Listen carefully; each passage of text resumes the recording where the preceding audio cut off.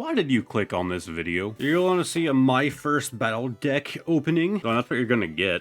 Yeah, it's just another one of these My First Battles. And I'll say another one of these. I mean, this one and another released at the same time. They were like, you know, each other's counterparts. I did the other one and just never stumbled across this. Like, I remember at the time I tried to like look it up and kind of find it. And I just kind of came across it one day pretty recently. And I just kind of wanted to complete my deck collection. I won't lie, I am very tired. It is very late at night. So, my examination of this deck is not going to be, great, I'm sure. But the Pokemon Company has put so much out there, like so much work into being able to introduce new people to the game, right?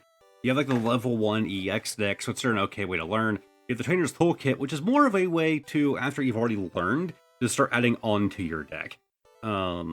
Then you have the Battle Academy, and you have these. So I think these are like simplified roles. I could be wrong. Yeah, I only see 4 bench slots there. I'm guessing that there's going to be a handful of roles for... Oh, there's actually only 3.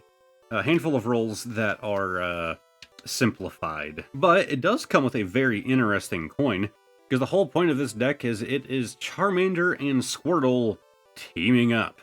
And yeah, that's kind of neat. I feel like a lot of the times whenever we start about like starter Pokemon, we kind of just like compare them, right? Like which one is better? Which one is the better starter? I mean, why not just have them go together? So I will say this is a step above your standard paper playmat, because like it's like laminated. Like the paper is actually cut underneath, so it's gonna fold out a lot easier and not wrinkle up the paper underneath this lamination, with the corners still being connected. So like it's something that's not gonna like wear out as quickly as if it was just a sheet of paper that was laminated and then folded. But yeah, decent like little starter playmat. And one thing I'd probably suggest if you're actually trying to learn the game with this is gonna be pretty helpful to knowing what you do during your turn. But it does happen to fold right there. So once you start learning more and you think you don't need that anymore, just fold that underneath and lay it out like this. So then there's another booklet here. Oh, there was a thing in it. So also like, okay, no wait, no, it's not a booklet. That's just another playmat. Then you have markers and markers. Those are supposed to be like the prize cards. I guess they don't do that in this version.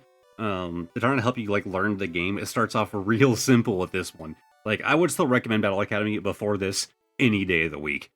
But, I mean, you kind of learn the basics, I guess, with this. I don't know, the prize cards not being prize cards is kind of bizarre. I feel like that's not a hard concept to grasp. Then, here's the deck. I should clarify, it's 2 decks. So when I said that Squirtle and Bulbasaur teaming up, you know, Squirtle and Charmander, I lied. Yeah, so the My First Battle is actually not a deck. It is 2 mini decks. So it's meant for 2 people to learn the game together, or I suppose you could use it to still let us learn by yourself, right? And you only have like a very small deck with very simplified rules.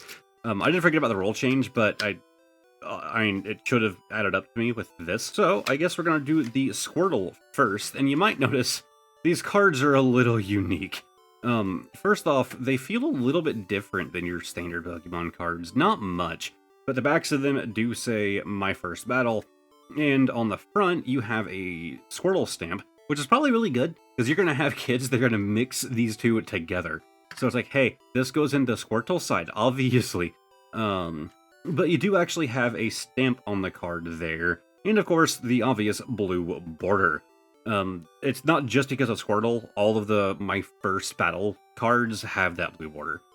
So of course, you have to have an energy. Another Squirtle. Oh, actually, I was wrong. Maybe they're not all blue border. I thought they were on the other. I mean, if they release at the same time, then they're going to be the same, but I thought they were all blue bordered. I guess I'm wrong. Huh.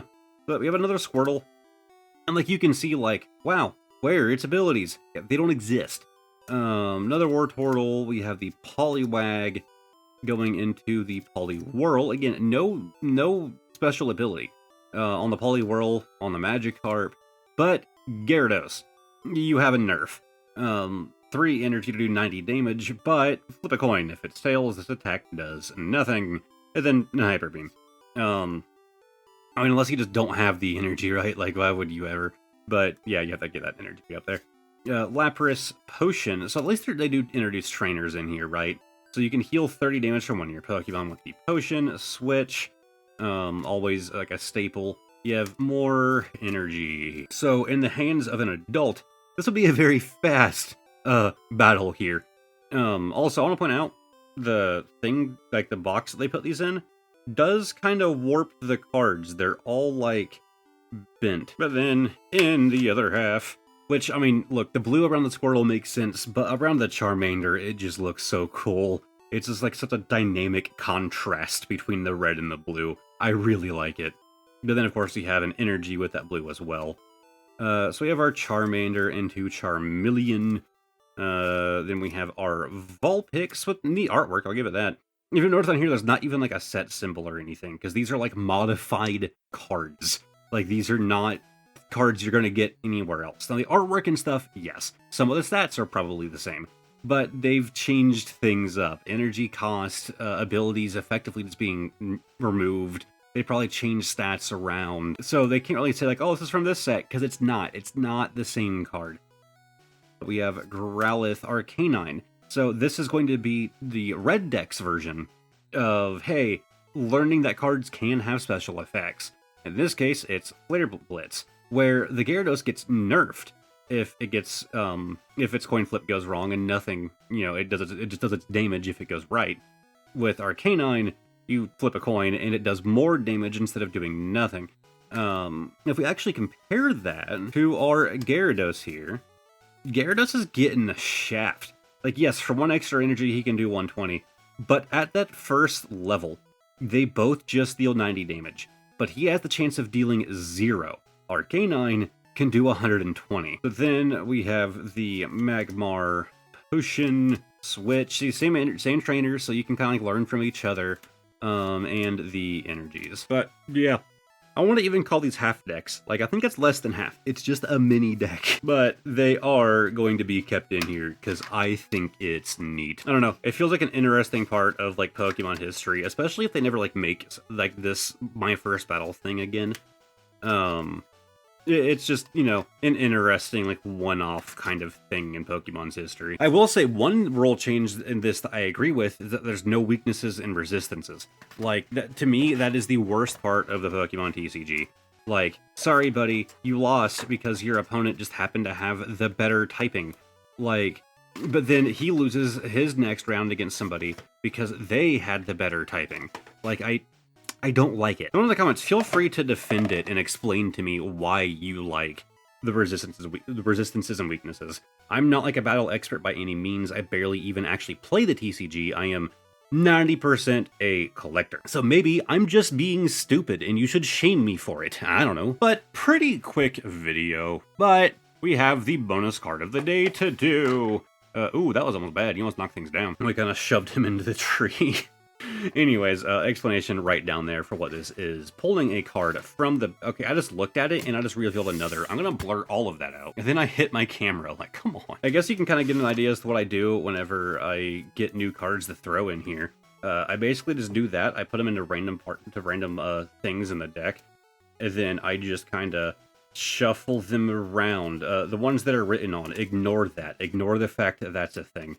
But, like, if I even buy, like, a single, just, like, one new card, I slide it in somewhere random, and then I, just shuffle them around. So there are cards in here that have been in here for a long time, because they just keep getting shuffled to the back. But, as always, we are going to pull from the back, playing Guess the Year. And this time, I don't know what it is, because I looked at that other one. It was actually a recent purchase, too. So, slide this out, and no price on the front. Man, this is just looking modern. It doesn't help that it's in a Brilliant Stars sleeves, like 2022. Like, my brain says 2024. 2022 sleeve says, go back to Sword and Shield era. I'm gonna say 2024. Like, this card is just in mint condition. I don't see, like, any whitening or any defects. Let's see. And 2023, I'm a year off.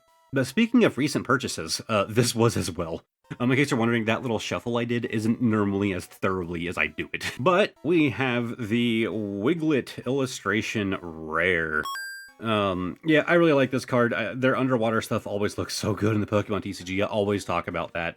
But if you zoom in here, you can see there's actually a little Slowpoke, like, hiding way in the distance. And we have a Psyduck here. Two of my wife's favorite Pokemon. I had no choice but to buy this card. We do have more Wiglets in the water. You got a Shelter, you got some Love Disc. You have a Mareanie and a Skrelp, even more Love Disc. There's a lot going on this card. And, like, I don't know, it's just one of those, like, action-y cards that's also done in water. Like, two of my favorite things to do on a card put together. I love this Wiglet card. Even if Wiglet isn't, like, a favorite of mine, like, I can appreciate the art going on here. Hey, good job, you. Anyways, that's the end of the video. My voice is starting to go out. I guess that's what happens when your day job is spent in loud environments. So you get used to your usual talking volume level being really high, and you don't realize how much strain you're putting on your voice. So the other one of these is actually a decent amount older. I don't remember how long ago it was, but if you're interested, I'm going to leave a link to it up here. And if you want to binge my Pokemon videos, I'm going to have a very long playlist here of all of my Pokemon videos. Thank you guys very much for watching, and hopefully I will see all of you next time. Goodbye for now.